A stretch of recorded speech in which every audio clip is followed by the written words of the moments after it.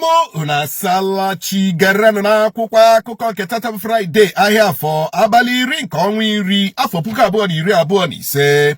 Nnamdi Kanu ndị Naịjirịa mee ihe eleghara ha anya mana onye Igbo mee akụchie ya ka Sowore kwuru bụ akụkọ anyị hụrụ n'akwụkwọ akụkọ Daily Post. N'otu akwụkwọ akụkọ Daily Post ka anyị hụrụ akụkọ sịrị Nnamdi Kanu na-ata ahụhụ n'ihi na o nwere ndị Igbo chere na-atọhapụ ya nke ha na-eme n'okwu ndọrọndọrọ ọchịchị agwụla ka Sowore kwukwara.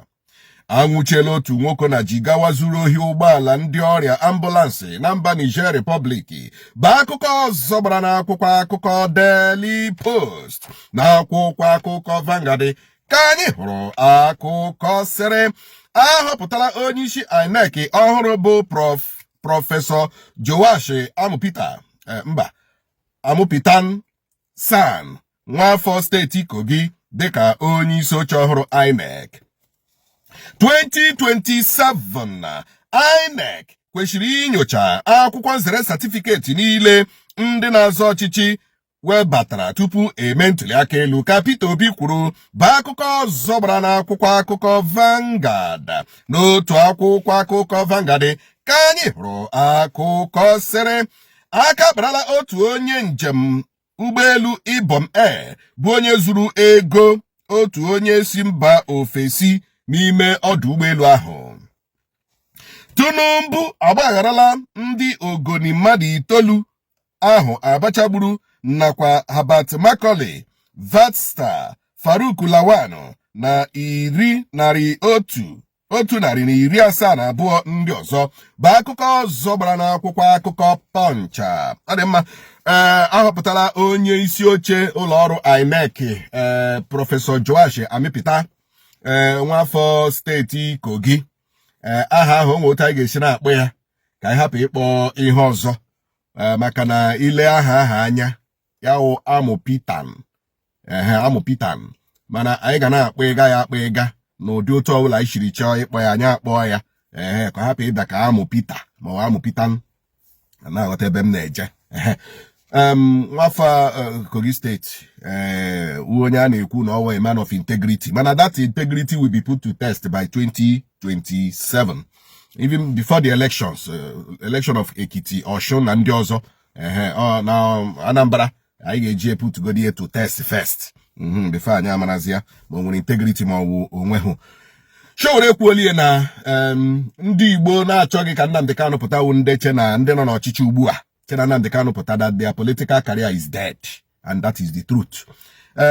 Ndị Nigeria mee ihe leghara ha anya mana onye Igbo mee akụchie ya and that is the truth. So Sowore whether mo mege clout chasing or mo mege for political gain, so he is stating the facts and obvious. So we will queue in as far as the peaceful protest to Aso Rock is concerned. Anyị bụ ndị Nigeria, anyị bụ ndị Igbo ga-awụcha na Abuja kpọmkwem n'ụbọchị ahụ abalị 20 nke ọnwa Ọktoba afọ a. Obinigwe ga-enyere anyị aka. Ọ dị mma dịka ka ahụ na-ewu otu nwoke bụ onye zuru oshi ambụlansị na Niger Republic aka kparala ya na Jigawa. Obasanjo tụrụ ụwa ọ gwara m na ọ chọrọ ichi nke ugboro 3 ka ọ ji ụzọ Kalu kwuru bụ akụkọ anyị hụrụ n'akwụkwọ akụkọ Punch.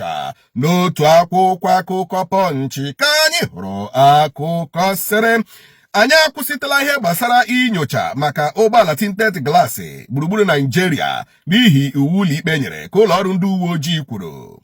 Ụlọọrụ kọstọm akpachiele ọgwụ ike ọnụ ahịa ya ruru otu ijeri na ome 1.9 billion nakwa ntụ flọọ mebirila emebi na Semeboda bụ akụkọ ọzọ gbara n'akwụkwọ akụkọ Nigerian Tribune. N'otu akwụkwọ akụkọ Nigerian Tribune ka anyị hụrụ akụkọ sịrị ụka kwesịrị ibute ụzọ na mgbanwe n'obodo Nigeria ka Bishop Abayomi nke Center nke Cornerstone Christian Leadership Center kwuru.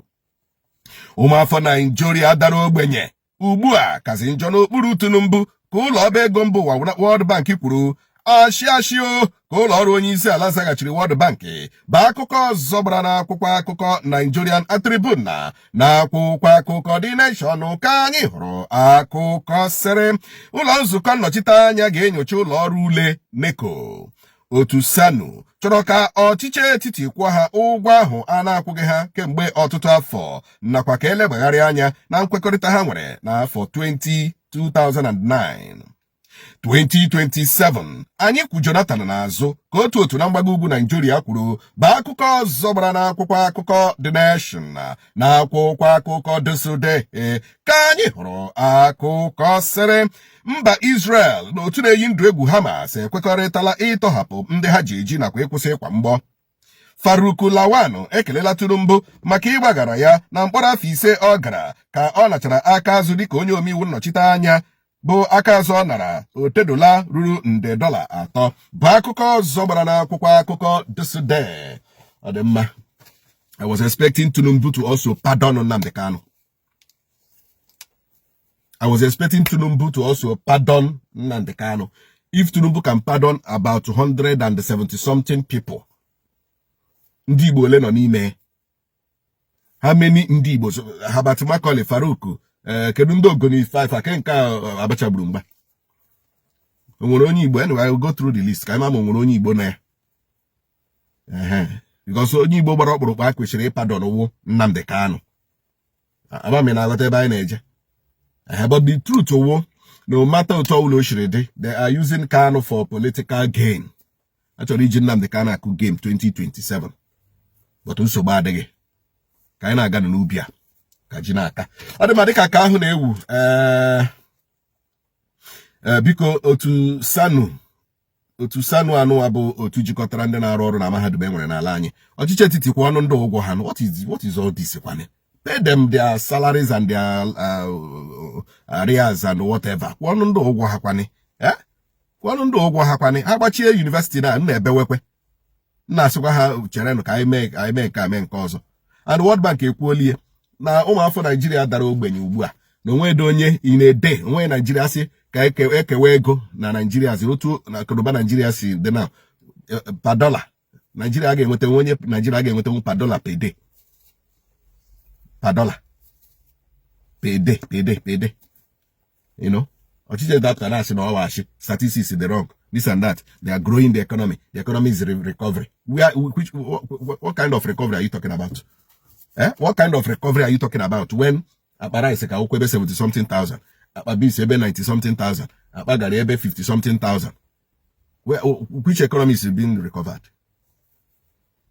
The problem about this APC government is you HN or propaganda. Everything to them is opposition. Now, World Bank bagakwa opposition with the facts and figures.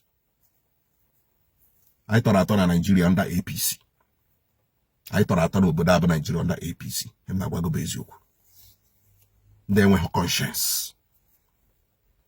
They were conscience. Manakaina gan nubi kajinaka. Ebakaina pikota pamio mai na kwa kobiara kponkwe no sokwo chwo chebe na sokwo chwo na TikTok official sokwo TV na YouTube kachibi na fegani ngojibala men ko bachita gajibala yinile siriri werere.